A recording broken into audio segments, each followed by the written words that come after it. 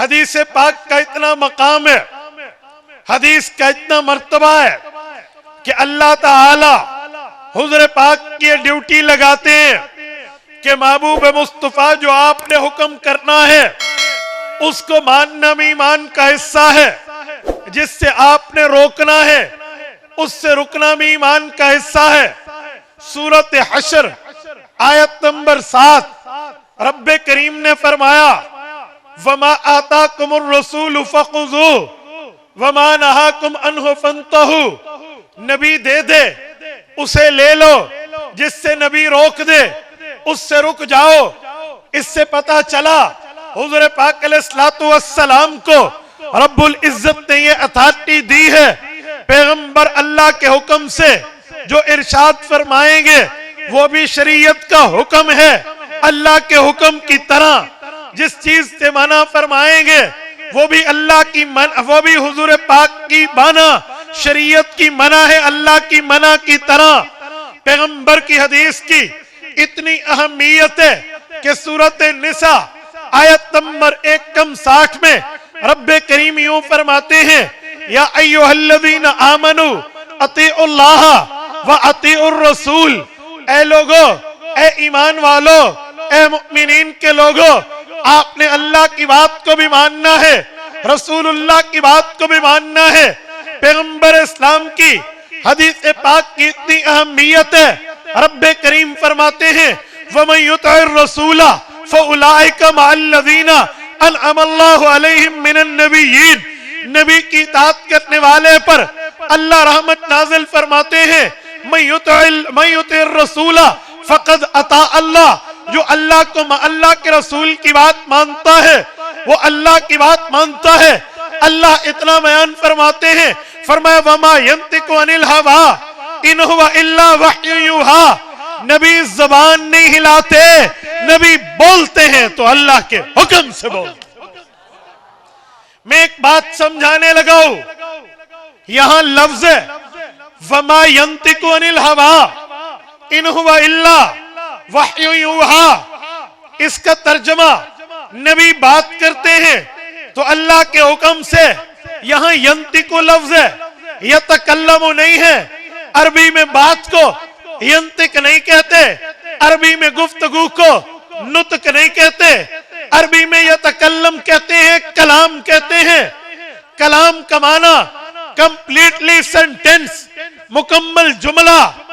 اللہ رب العزت نے یوں نہیں فرمایا وَمَا يَتَكَلَّمُ عَنِ الْهَوَىٰ، نبی جو بات کرے اپنی خواہش سے اِنْ هُوَ إِلَّا وَحْيٌ يُوحَىٰ، وہ اللہ کا حکم ہے۔ یوں نہیں فرمایا، یتکلم نہیں ہے، ینطق ہے۔ اور نطق اور کلام میں فرق کیا ہے یہ جملہ سمجھانے لگا ہوں۔ ایک نطق ہوتا ہے، ایک کلام ہوتی ہے۔ کلام بھی بولنے کو کہتے ہیں، نطق بھی بولنے کو کہتے ہیں، لیکن کلام کمپلیٹلی سینٹنس ہے، مکمل جملہ ہے۔ نطق انکمپلیٹلی سینٹنس ہے، نامکمل جملہ ہے۔ وہ کمپلیٹ ہے، یہ انکمپلیٹ ہے۔ نامکمل جملے کو نطق کہتے ہیں، بلکہ بعض اوقات نطق تو اسے بھی کہا گیا ہے جو پرندوں کی بولی ہے۔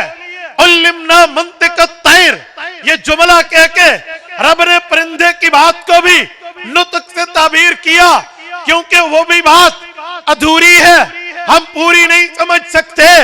تو یہ جو لفظ ہے وَمَا يَنطِقُ عَنِ الْهَوَىٰ، اس سے پتہ چلا اگر ہوتا وَمَا يَتَكَلَّمُ عَنِ الْهَوَىٰ مانا ہوتا حضور پوری بات کریں گے، اِنْ هُوَ إِلَّا وَحْيٌ يُوحَىٰ، اللہ کے حکم سے کریں گے۔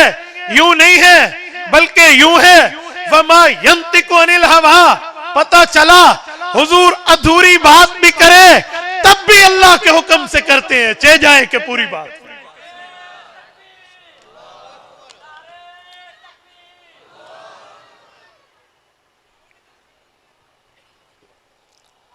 کیا مطلب؟ یعنی پیغمبر کی ادھوری بات پر بھی اللہ کا پہرا، ادھوری بات پر بھی اللہ کی نگرانی۔ جب ادھوری بات نبی اللہ سے پوچھ کے کرتے ہیں تو پوری بات بطریقہ اولا پوچھ کے کرتے ہیں.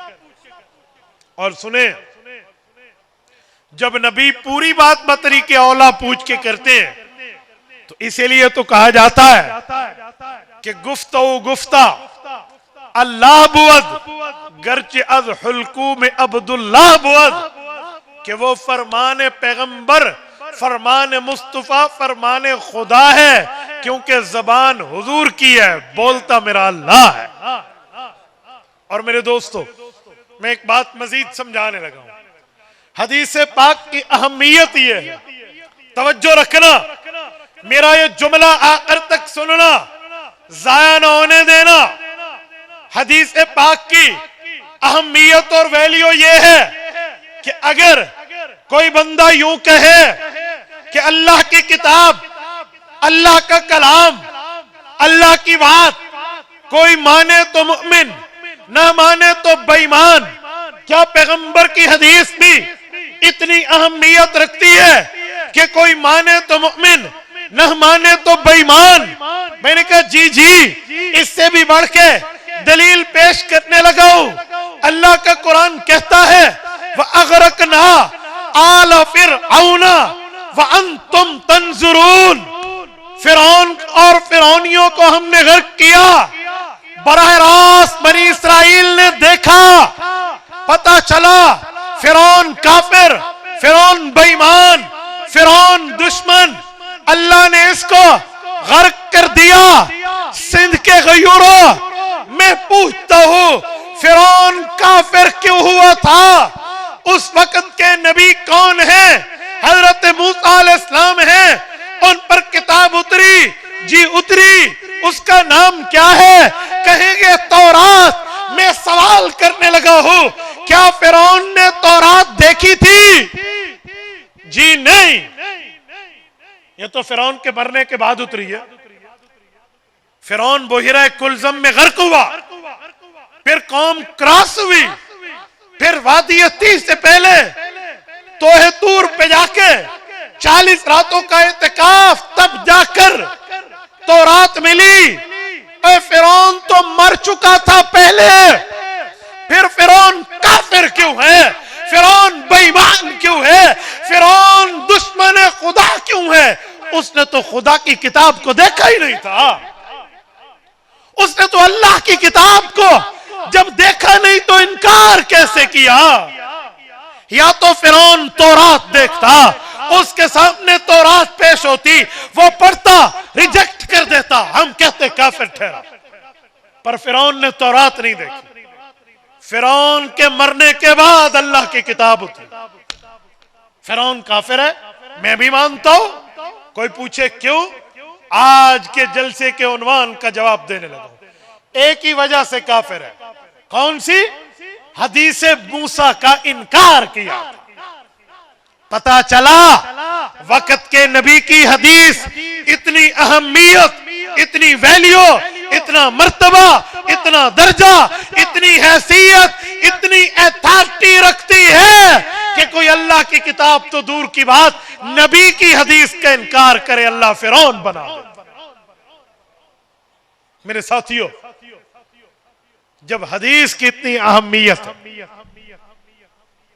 جب حدیث کا اتنا مرتبہ، جب حدیث پاک کا اس حد تک مقام ہے، تو پھر قرآن تو لکھا گیا تھا. کیا حدیثیں بھی صحابہ نے لکھی تھی؟